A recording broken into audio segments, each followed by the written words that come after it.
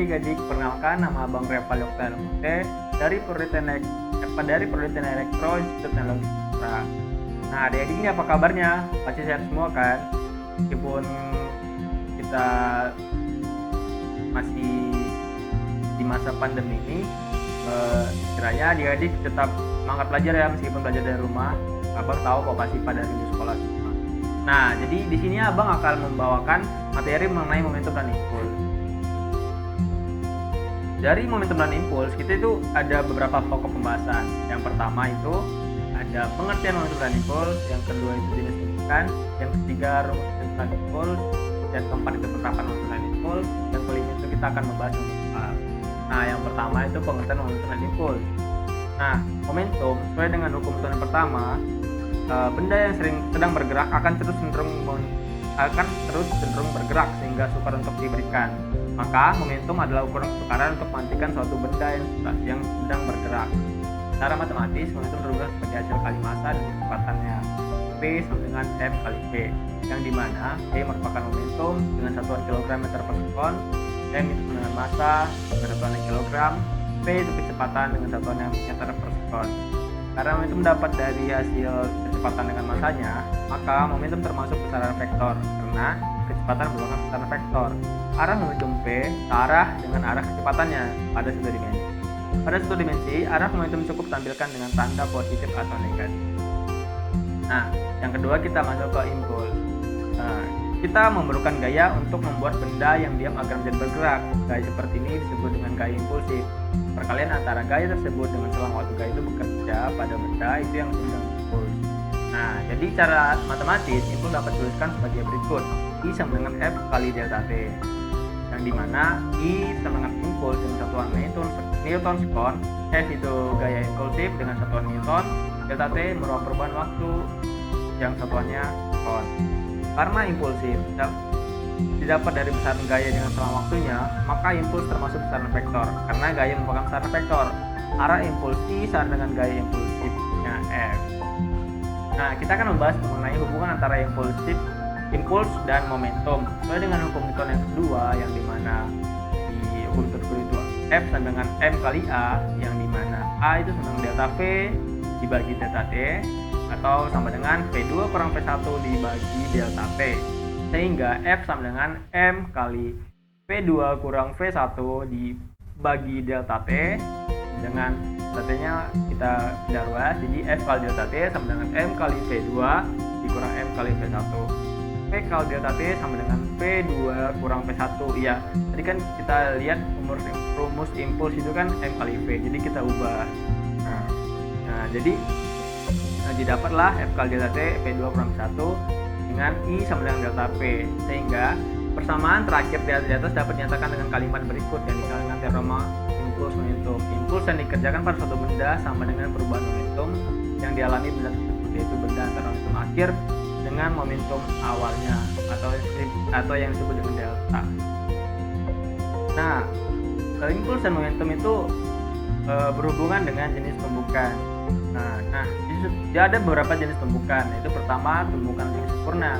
Tumbukan ini merupakan tumbukan yang mencapai kecepatan awal benda akan sama dengan kecepatan akhir benda. Tumbukan ini dapat diterapkan beberapa pernyataan sebagai berikut: berlaku hukum skala momentum, berlaku hukum skala energi kinetik, dan nilai koefisien restitusinya itu sama dengan 0. Yang kedua itu tumbukan tidak penting sama sekali. Tumbukan ini merupakan tumbukan yang mengakibatkan benda yang bergerak dan menumbuk benda lain akan langsung berhenti atau kecepatan akhir benda sama dengan 0. Nah, tumbukan ini menerapkan beberapa pernyataan. Yang pertama itu berlaku hukum skala momentum. Yang kedua, nilai koefisien restitusinya sangat 0. Nah, yang ketiga itu ada tumbukan lenting sebagian. Tumbukan ini adalah tumbukan yang mengakibatkan hilangnya energi kinetik setelah terjadi pertumbukan dan jadi energi panas, bunyi atau bentuk energi lainnya. Tumbukan ini menerapkan beberapa pernyataan antara lain. Yang pertama itu berlakunya hukum skala momentum. Yang kedua itu nilai koefisien restitusinya itu E itu lebih besar dari 0 dan lebih kecil dari 1. Nah, kita masuk ke bagian ketiga, itu momentum dan impuls. Di sini kita mengakum momentum dan impuls, sehingga nanti kita lihat semua lagi agar kita lebih paham. Nah, rumus momentum tadi dengan P kali M kali P sama dengan M kali P, yang dimana P itu momentum dalam kilogram per sekon, M itu massa benda kilogram, P kecepatan benda itu M meter per sekon. Nah, yang kedua itu rumus impuls sama dengan F kali delta T dengan F sama dengan M kali A, yang dimana impuls dengan satuan Newton sekon, F itu gaya dengan satuan Newton, delta T itu selisih waktu dengan satuannya sekon, A itu kecepatan dengan satuannya M per sekon kuadrat, M itu massa dengan satuannya kilogram. Nah, di dalam menentukan impuls kita bakal ketemu nanti rumus keluar momentum yang tadi kita bahas di jenis tumbukan kan, ada kan tuh. Ya, jadi rumus momentum itu rumusnya itu P sebelum sama dengan P sesudah, P1 plus P2 sama dengan P1 aksen plus P2 aksen. M1 kali P1 tambah M2 kali P2 sama dengan M1 kali P1 aksen tambah M2 aksen kali P2 aksen. Nah, P itu sebelum itu sama dengan momentum sebelum tumbukan yang satuan kilogram meter per sekon. P sesudah momentum sudah tumbukan yang satuan sama kilogram meter per sekon. M12 massa benda 1 dan 2 per kilogram. F12 kecepatan awal benda 1 dan 2 dengan satuan meter per sekon. F12 aksen itu merupakan kecepatan akhir benda 1 dan 2 dengan satuan meter per sekon. Nah, nilai koefisien restitusi yang kita ketemu jenis tumbukan itu rumusnya antara lain yaitu E sama dengan min P1 dikurang P2 dalam kurung dibagi P1 kurang P2 dalam kurung, yang dimana E itu koefisien. Nah, yang kelima kita menemukan rumus skala momentum, mana M1 kali P1 plus M2 kali P2 M1 dikali P1 aksen tambah P2 kali M2 dikali P2 aksen. Dengan itu kita akan menemukan hukum energi kinetik, yang dimana setengah M1 dikali P1 kuadrat plus setengah M2 dikali P2 kuadrat sama dengan setengah M1 dikali P1 kuadrat tambah setengah M2 dikali P2 kuadrat. Dan jadi itu tadi rumus-rumus yang kita gunakan pada materi menentukan impuls. Nah, yang keempat itu ada contoh soal impuls dan momentum. Nah, kita bahas ya. Pertama itu ada soal dua bola bermassa 1 kg dilemparkan secara horizontal ke tembok dengan kecepatan 30 meter per sekon dan memantul kembali. Jika bola tersebut dipantulkan dengan laju yang sama besar, maka besar impuls bola jadi adalah pilihannya A itu 6 sekon, B itu sekian, B itu sekian, D itu sekian, E itu sekian untuk pembahasan. Pada soal kita diketahui M dengan 1 kg tadi kita lihat ya, dan kita masukkan ke satuan kilogramnya karena kan M tadi kan satuannya kilogram, jadi kita ubah ke kilogram itu menjadi 0,12. Dan P1-nya kecepatan awalnya 30 meter per sekon, P2-nya sama dengan min 30 meter per sekon. Kenapa min 30 meter per sekon? Karena di sini dijelaskan dan mantul kembali, jadi kecepatan awal sama dengan kecepatan akhir tapi berbeda arah. Jadi impulsifnya adalah I sama dengan delta P, yang dimana I itu kan M kali delta P, jadi sama dengan M kali P2 kurang P1. Nah, ini kan M nya kan 0,12 tuh, jadi min 30 kurang 30 kan tadi ini dari sini kan, nah dikurang 30 dari kecepatan awal kan 0,12 dikali min 60 jadi 7,2 Newton sekon. Kenapa kita nggak pakai min? Karena min ini hanya menunjukkan arah, jadi jawabannya itu adalah B ya. Nah, kita masuk ke contoh soal yang kedua. Itu sebuah bola tenis menumbuk tembok dengan arah tegak dengan kecepatan 6 meter per sekon. Itu koefisien tumbukannya adalah bola tenis tembok adalah 0,5. Berapa kelajuan bola tenis setelah mantul? Nah, kita masuk pembahasan. Jadi soal kita diketahui yaitu sama dengan 0,5. Kenapa 0,5? Karena ini koefisien tumbukan dalam bola tenis itu sama dengan koefisien restitusi yang kita bahas tadi dalam jenis tumbukan. Jadi satunya itu 6 meter per sekon, V2 itu 0 meter per sekon. Nah, jadi tinggal kita masukkan saja penyelesaiannya yang tadi kita dapat. Koefisien restitusi sama dengan min dalam kurung P1 kurang P2 aksen di dalam kurung dibagi buka kurung P1 kurang P2 tutup kurung. Nah, jadi kan kita masukin 0,5 sama dengan min P1 aksen, ini kita cari min 0 dibagi 6 dikurang 0, jadi 0,5 sama dengan min P1 dibagi 6, jadi 6 ditambah 2 jadi 6 Nah, bagi 0,5 sama dengan 3 sama dengan min V1. Jadi min V1 aksen itu sama dengan 3. Nah, kita masuk ke contoh soal yang ketiga. Sebuah motor dengan pengendaranya bermassa 200 kg melaju dengan kecepatan 40 km per jam dengan percepatan 2 meter per sekon. Perubahan momentum motor tersebut setelah bergerak selama 5 detik adalah, dari soal kita ketahui M itu sama dengan 200 kg, V1 sama dengan 40 km per jam. Tapi jangan lupa diubah ya, karena kan V1 kan satuannya meter per sekon, jadi kita ubah ke dalam meter per sekon itu terdapat 11,11. Itu dari mana sih bang? Jadi kan kilometer kan 1000, jadi 1000 per berapa sih, berapa detik per berapa jam itu berapa detik gitu kan. Jadi ada sekitar 3600, jadi 1000 dibagi 300, jadi dibagi 3600 itu nanti kita bagikan, terus kita kalikan ke 40, jadi dapatnya jelas 11,11. Yaitu 2 meter per sekon, jadi nggak perlu diubah karena sudah sesuai dengan satuannya, yaitu 5 sekon. Nah, pertama-tama kita harus cari kelajuannya setelah 5 detik. Di A itu sama delta V dibagi T, delta V sama dengan A per T. Kita ubah, jadi P2 kurang V1 sama dengan A kali delta T. Jadi P2 sama dengan V1 tambah A kali T. P2 sama dengan 11,11 tambah 2,5 sama dengan 21,11 meter per sekon. P2 sama dengan 11,11 tambah 2,5 sama dengan 21,11 meter per sekon. Jadi perubahan momentumnya bisa didapatkan dengan delta P sama dengan I sama dengan M kali delta V. Delta P sama dengan M kali V2 kurang V1. Delta P sama dengan 200 dikali 21,11 dikurang 11,11. Delta P sama dengan 2000 kg meter per sekon atau sama dengan 2 kilo newton sekon. Jadi didapat jawabannya itu adalah E ya. Nah, penerapan konsep momentum dan impuls. Jadi ada di kehidupan sehari-hari kita bisa ada beberapa alat yang menerapkan momentum dan impuls. Yang pertama itu desain faktor keselamatan mobil.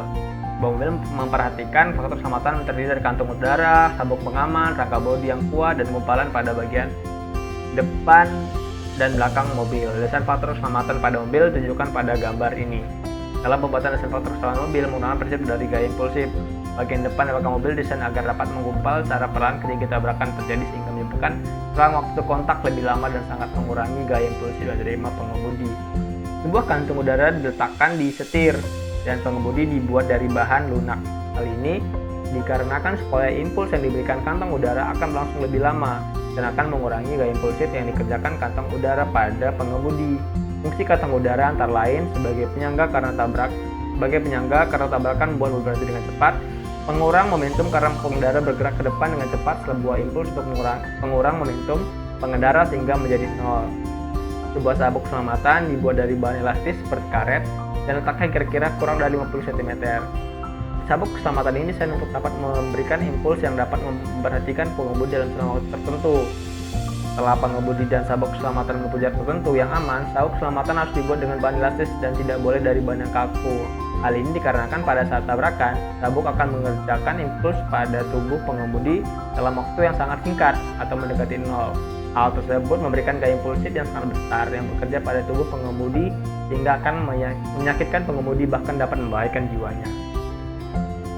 Nah, yang kedua itu ada gaya dorong pada roket. Sebuah roket akan bergerak menuju keluar angkasa akan mengalami gaya dorong. Gaya dorong sesuai dengan prinsip perubahan momentum yaitu delta M kali V dibagi delta T sama dengan delta P dibagi delta T.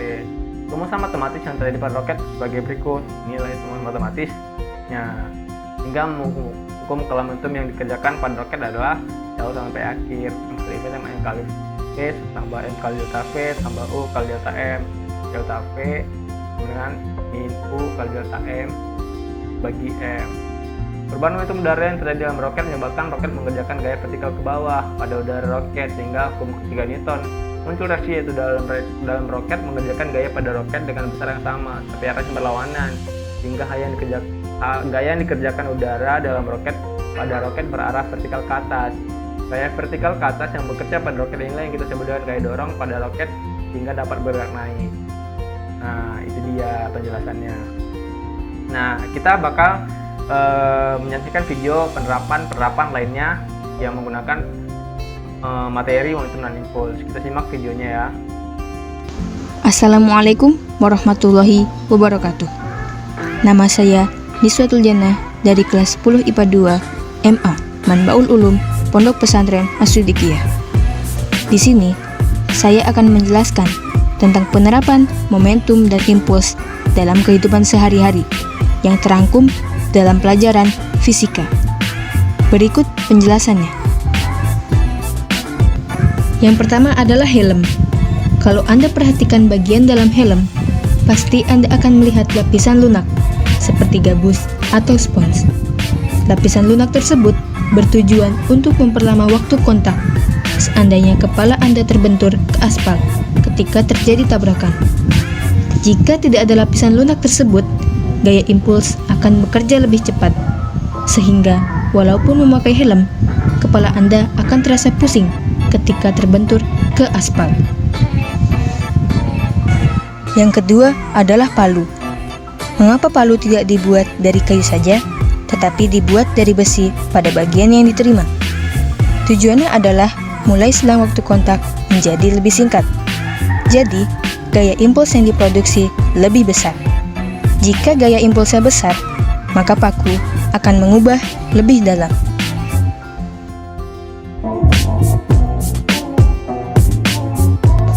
Dan yang terakhir adalah mobil atau motor. Di sini diberi contoh motor. Motor atau mobil didesain mudah penyok dengan tujuan memperbesar waktu sentuh pada saat tertabrak.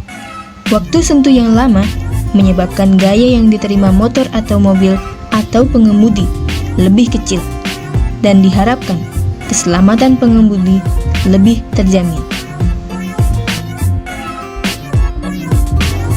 Tadi adalah beberapa penjelasan tentang penerapan momentum dan impuls dalam kehidupan sehari-hari. Semoga video tadi dapat bermanfaat bagi kita semua. Sekian video ini. Wassalamualaikum warahmatullahi wabarakatuh.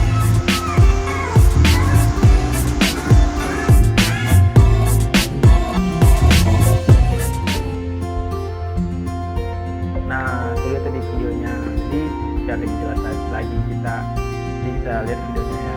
Nah, jadi sekian materi yang bisa Bang sampaikan. Jadi mohon maaf kalau ada kekurangan. Nah, jadi abang juga udah buat modul. Jadi di modul itu bisa kalian bahas atau kurang mengerti bisa kalian baca lagi di modul itu. Nah, jika ada pertanyaan bisa langsung hubungin abang ke email abang yang ini, yang ada di sini, dan nomor WhatsApp abang ada di sini. Jadi kalau misalnya ada saran yang dengan mata pelajaran yang lain, abang mudah-mudahan abang bisa bantu. Nah, jadi sekian materi yang saya abang sampaikan. Sampai jumpa dan tetap semangat belajar. Enjoy, selamat belajar.